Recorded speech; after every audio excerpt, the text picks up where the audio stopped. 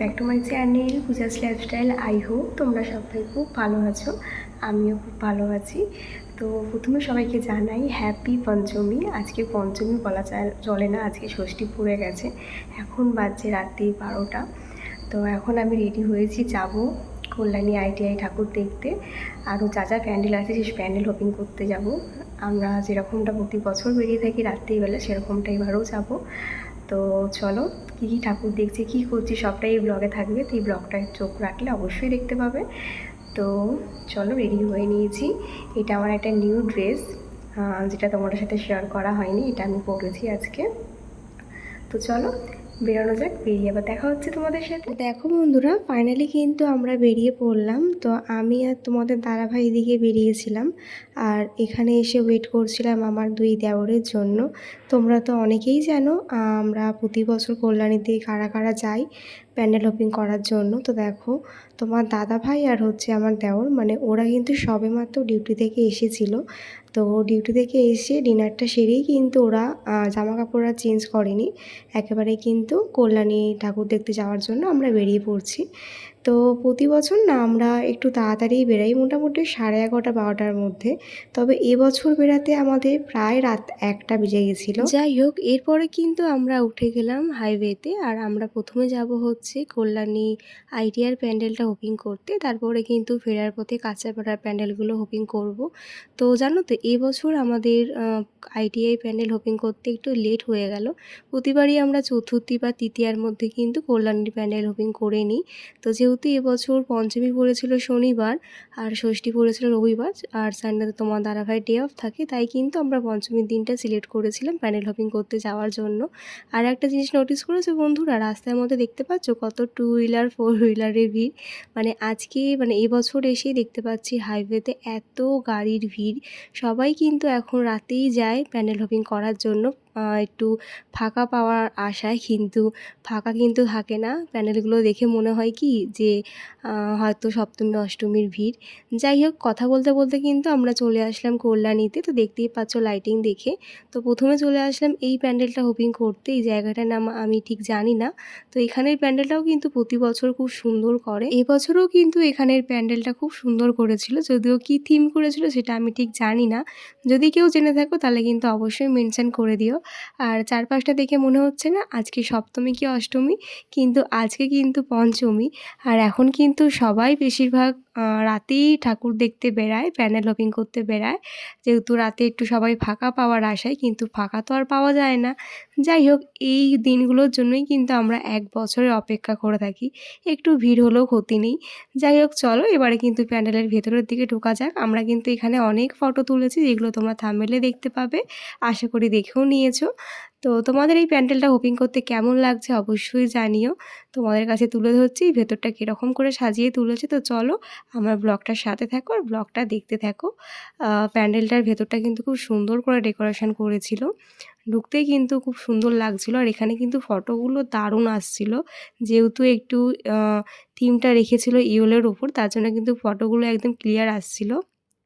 যাই হোক, এবারে কিন্তু আমরা সবাই মিলে ঢুকে পড়ছি ভেতর দিকে। আর জানো তো, এবছর যেহেতু আমাদের বেড়াতে একটু লেট হয়ে গেছিলো, তাই কিন্তু মামামের জন্য একটু টেনশানও হচ্ছিলো যে ও না ঘুম থেকে উঠে যায়। তো কি হয়েছিল সেটা তোমাদের সাথে পরেই শেয়ার করব, তোমরা তো আশা করি থাম্বনেলে দেখেই নিয়েছো কিছু একটা তো হয়েই ছিল।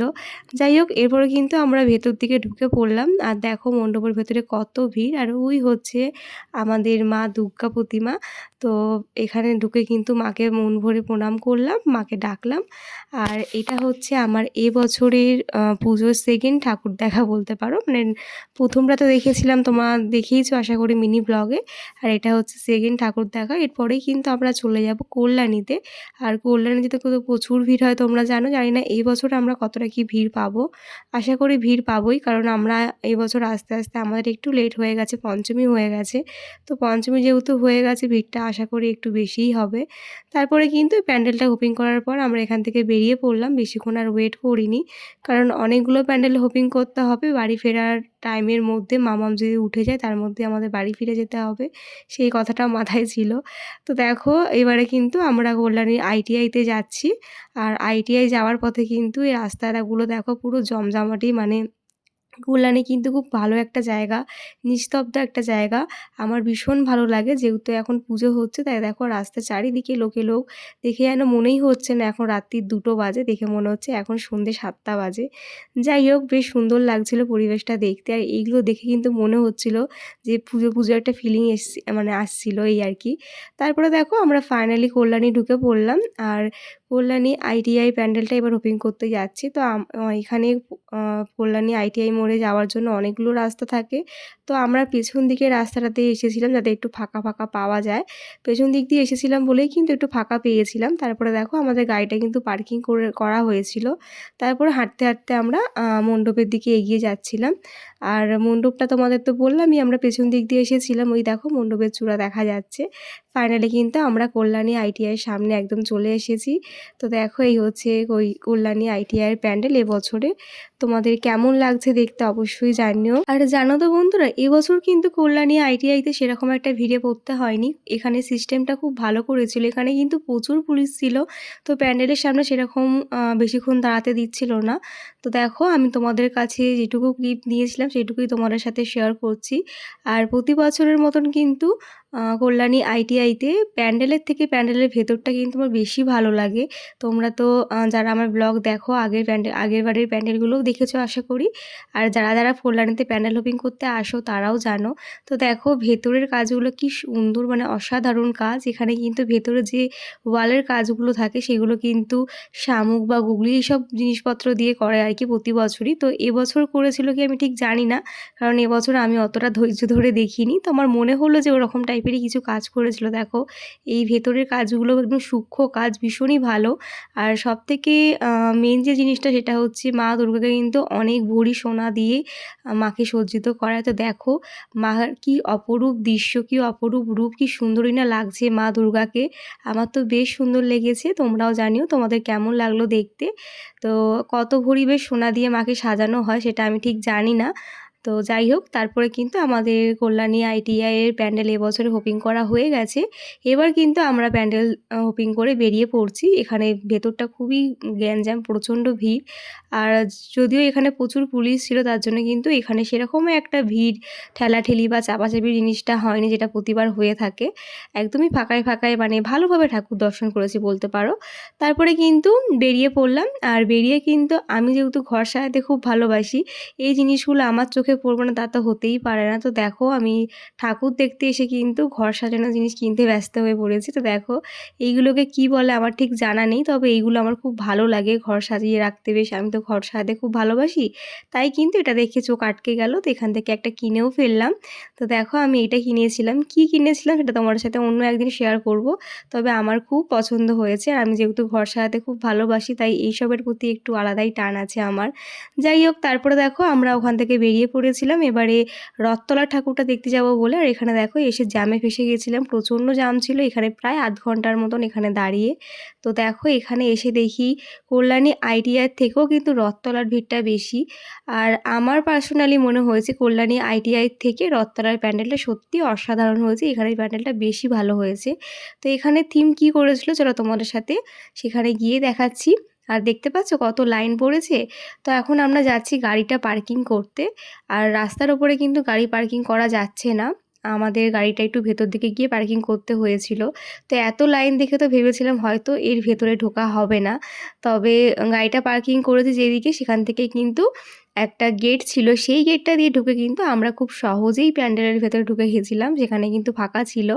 তো যাই হোক, আমরা আগেরবারও ওইভাবেই ঢুকেছিলাম, তাই কিন্তু আমাদের সেরকম একটা ভিড়ভাট্টার মধ্যে পড়তে হয়নি। তো দেখো আমরা 2 নম্বর গেট দিয়ে ঢুকেছিলাম। 1 নম্বর গেটে কিন্তু প্রচণ্ড ভিড়, দেখতেই পাচ্ছ তোমরা, এটা সামনে দিয়ে ঢোকাচ্ছিল।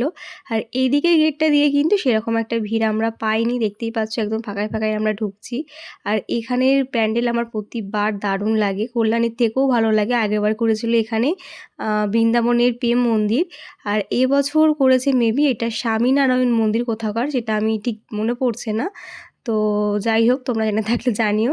আমি সব প্যান্ডেল হোপিং করেছি, তবে প্যান্ডেলগুলো কিসের ওপরে কি থিমের ওপর হয়েছে সেটাই বলতে ভুলে যাচ্ছি। যাই হোক, তোমরা একটু ম্যানেজ করে নিও, আমার এখন মনে পড়ছে না বলে আমি বলতে পারলাম না। তো দেখো আমি এখন ঢুকে পড়ছি এর ভেতরে।